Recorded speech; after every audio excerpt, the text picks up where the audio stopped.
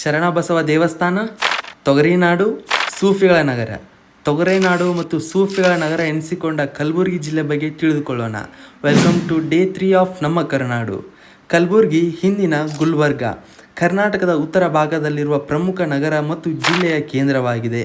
ಇದನ್ನು ಹೈದರಾಬಾದ್ ಕರ್ನಾಟಕದ ಹೃದಯ ಎಂದು ಕರೆಯುತ್ತಾರೆ. ಈ ನಾಡಿನಲ್ಲಿ ಬೆಳೆಯುವ ಪ್ರಮುಖ ಬೆಳೆ ತೊಗರಿ, ಜೋಳ, ಸಜ್ಜೆ, ಕಡಲೆ, ಹತ್ತಿ, ಸೂರ್ಯಕಾಂತಿ.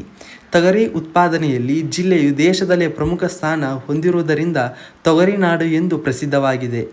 ಕಲಬುರಗಿಯಲ್ಲಿ ವಿಶೇಷವಾಗಿ ಕನ್ನಡ, ಉರ್ದು, ಮರಾಠಿ, ತೆಲುಗು ಭಾಷೆಗಳನ್ನು ಮಾತನಾಡುತ್ತಾರೆ.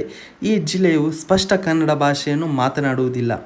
ಈ ಜಿಲ್ಲೆಯ ಪ್ರಸಿದ್ಧ ಸ್ಥಳಗಳಾವುದೆಂದರೆ ಬಹುಮನಿ ಸಾಮ್ರಾಜ್ಯದ ಐತಿಹಾಸಿಕ ಕೋಟೆ, ಭಾರತದ ಪ್ರಮುಖ ಸೂಫಿ ದರ್ಗಾಗಳಲ್ಲಿ ಒಂದು, ಕರ್ನಾಟಕದ ಅತಿ ದೊಡ್ಡ ಬೌದ್ಧ ವಿಹಾರಗಳಲ್ಲಿ ಒಂದು, ಶರಣಬಸವೇಶ್ವರ ದೇವಸ್ಥಾನ.